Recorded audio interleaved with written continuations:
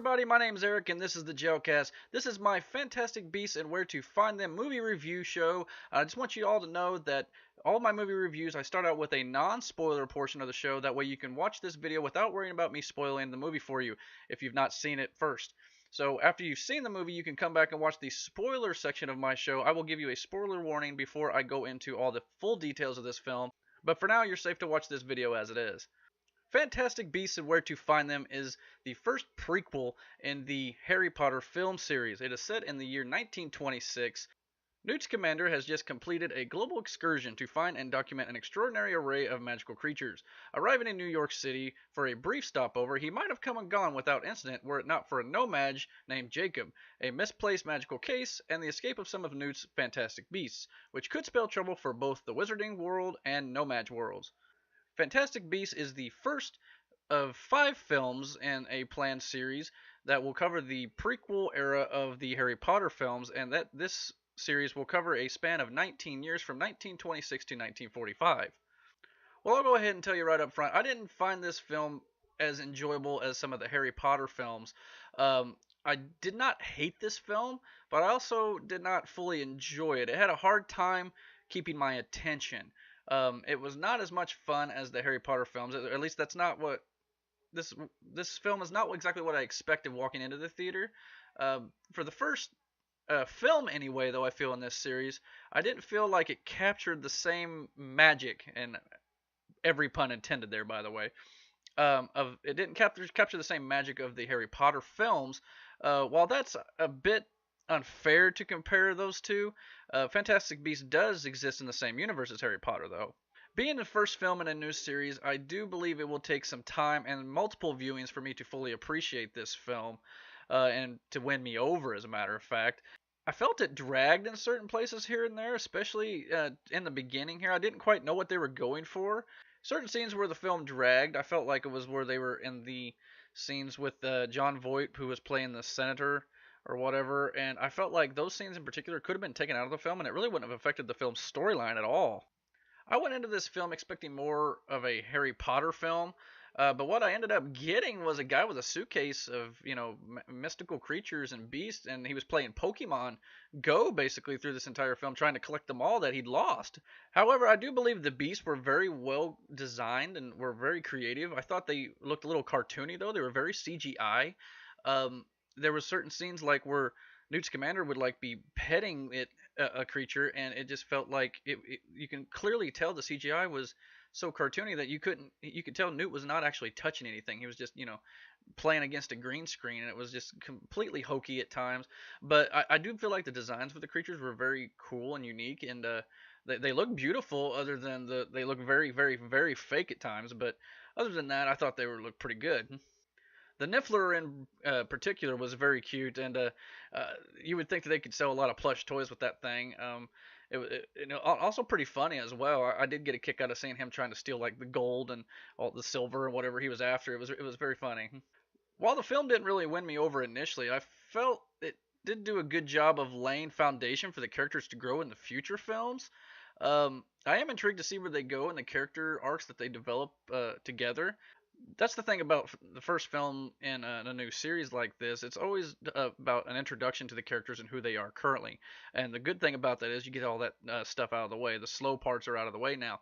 And for the second, third, fourth, and even fifth films, now you can just jump into the story and just go for it from there. You don't have to worry about all this setup. You can just jump right in. We know who the characters are, and I think that will really help me to appreciate the sequels in this series when they come out. It's not that the film was bad or anything like that. I just felt like I had a hard time getting into it. There was even a couple times where I started to nod off a little bit. I don't know if it was the film itself or it was me. I'm a big fan of the Harry Potter series, and so I don't. I mean, I was excited to watch this movie, so I just felt like it was a little disconnected from my expectations a little bit. The film was well done. I'm glad that they got new characters that we can invest in for years to come now. I just felt like for the first viewing, I had a hard time connecting with them right away. That's why I know for this type of film, sometimes I have films where I know that I need to see them more than once to fully appreciate them, and this film falls into that category for me. This movie does expect you to have seen all the other Harry Potter films before, because it really doesn't explain some of the magic and the wizarding world, and it really expects you to kind of already know these things like apparating and obliviating and things like that, that the terms that you would have learned in the other films.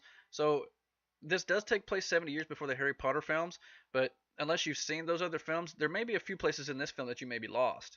Alright everybody, I'm about ready to go into the spoiler portion of this review, so if you've not seen the movie yet, please turn this video off and come back to the video after you've seen the film, and I'll go into full details with you. And But for now, I'm going to put up the spoiler warning, and then we'll get right into all the good details of this film.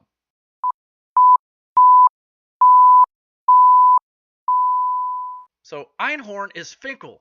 Finkel is Einhorn. Or in this case, Graves is Grindelwald, and Grindelwald is Graves. So yeah, so that's kind of what they did in this film. The reveal at the end of this film that Johnny Depp is this series Voldemort.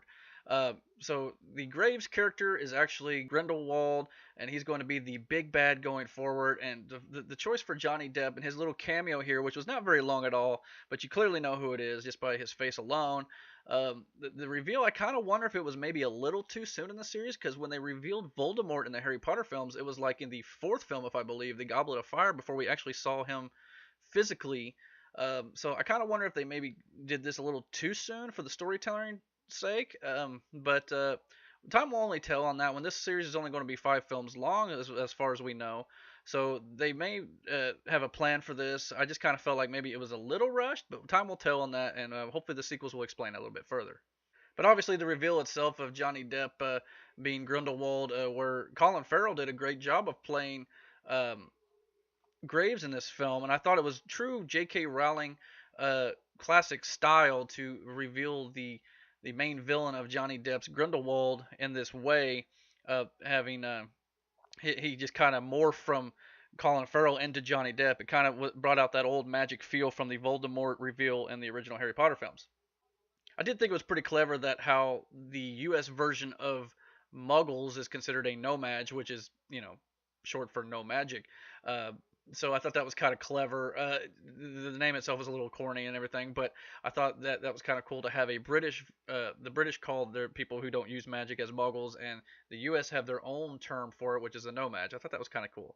The film did do a good job of setting up characters of Newt Scamander, Tina, Queenie, Jacob, and Credence. And Newt especially, because he was very awkward around people, and hence his love for the Fantastic Beasts in his suitcase. And I'm sure his story arc over the next 5 films will be more about him becoming comfortable around human beings and people in general, and just himself for that matter. He just struck me as a very unique individual, little quirky, and definitely awkward. So I can't wait to see where his character development goes in the future films. There was a photograph in the film where Newt Scamander, it was an old lover of his actually, and they said her name was Leta Lestrange. And being a Harry Potter film fan, I do know that Bellatrix Lestrange. So I kind of wonder if there is a bit of a story coming up here. We're going to find out maybe where Bellatrix came from. I mean, obviously she was Leta Lestrange was a former lover, is a lover of Newt Scamander right now. But obviously he kind of started developing this little bit of a love interest with Tina in the film. So I kind of wonder if that maybe we'll expand upon that. We do know in the sequel that it's going to be taking place more in Britain, I think. So I don't know if we're going to come back to the States and maybe he'll meet up with Tina again later. They definitely made you believe that at the end of this film that they were going to continue, uh, to correspond with each other. So it'd be interesting to see where they go with that. The suitcase scene with all the beasts and everything in it was absolutely incredible. I love how you were just able to walk into the suitcase, and it was just like entering another world, and he had all these like dragons, and like all these crazy birds, and the Niffler and all this stuff. They were just all shoved in this suitcase. It was like walking into a room full of wonder and color, and it just went on and on and on. It's kind of hard to describe it, to be honest with you. It was a sight to see, and I wish they could have spent like a whole half hour in there and all just the cool little things that were inside his suitcase. This the wonder of magic in this world, and that's what draws a lot of fans in. And I could have watched a lot more of that, to be totally honest with you. I definitely felt that the Jacob character stole this movie. He was very heartwarming and very genuine, and I really felt like they could do a whole lot with this character. They did obliterate his memory at the end, but then at the very end, you see him kind of look like when he was talking to Queenie in his bakery that he was kind of starting to remember who she was and everything he'd been through with Newt and Tina and all them. So I don't know why they got to with the whole, I guess it was a Muggle rule, or like a wizard rule that they had to make sure the Muggle had no idea, what was going on and all that stuff. It was kind of a sad scene to see him step backward into the rain and then see his memory just get wiped like that. So yeah, I'm kind of hoping that maybe that he'll eventually remember, and we'll get more of Jacob in the future, because he was full of wonder throughout this film.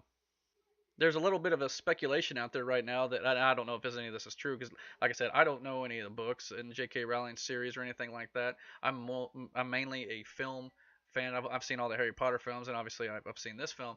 But there's a little bit of speculation online that maybe the Johnny Depp Grindelwald character may be a love interest or a lover of the Dumbledore character, being J.K. Rowling eventually revealed that Dumbledore is gay.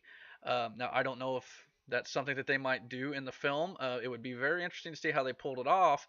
I do believe somewhere in the books they said that Grindelwald will have the Elder Wand from the Harry Potter films, and we know that Dumbledore gets possession of that by the year 1945, which is where this Fantastic Beasts film series is supposed to end up.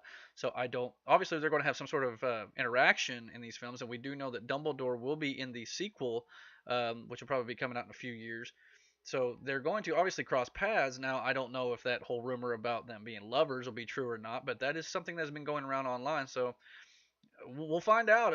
It's going to be interesting to see how they do it. We already know that Fantastic Beasts and Where to Find Them 2 will be coming out in 2018 in November, I believe, and then every 2 years after that. And I'm guessing after Fantastic Beasts 5, I'm going to go ahead and put it out there. I'm going to speculate that by that time, it's going to be about 8 years from now. And I'm already going to go ahead and say, I'm calling it now, that we're going to get another Harry Potter film after this series is over. Probably going to be The Cursed Child, which is currently a Broadway play going around. And I could totally see them bringing back the original cast of, Rupert Grint and Daniel Radcliffe and Emma Watson, if they would all come back, and just seeing where they are as they get older, and maybe even showing their kids. I think that would be a natural progression of this series if they wanted to take that route. But like I said, overall, I didn't hate this film, and I'm looking forward to seeing it again now that I've done a little bit of research about it online and looked into it a little more. I want to see it one more time, and probably multiple times once it comes out on DVD. I'd like to learn more about these characters, and the sequels I'm very intrigued by. So, but this film, standing on its own, I felt like it was just missing a little bit of something, and I feel like that they maybe could have done a little bit better job setting up where these characters were going, because like I said, it just had a hard time holding my interest. And I really wish I got into this movie a little bit more, but I think with multiple viewings, I will enjoy it more and will actually become a bigger fan of this series. But for now, I'm going to give this movie on a scale of 1 to 5, 1 being the worst and 5 being the best. I'm going to give this a 2.5, right down the middle. I don't know if you want to call that a cop out or not, but I didn't like it. I didn't hate it. I kind of fell somewhere in the middle on it for now. Well, that's my review for Fantastic Beasts and Where to Find Them. I hope you enjoyed what you just seen here. And if you've not seen it yet, don't forget I've also got a review for Doctor Strange on the Jailcast here on YouTube. And keep your eyes open this weekend for the review of Rogue One, A Star Wars Story. That's going to be a good one, I think, so keep your eyes right here for more. Well, that'll just about do it for me, everybody. If you like this video, please find me on YouTube at the Jailcast. You can also subscribe to me there, as well as comment and like on my videos. Also find me on Facebook at facebook.com/Jailcast, and you can find me on Twitter at EricJail. Thank you for watching this video again, and as always, God bless.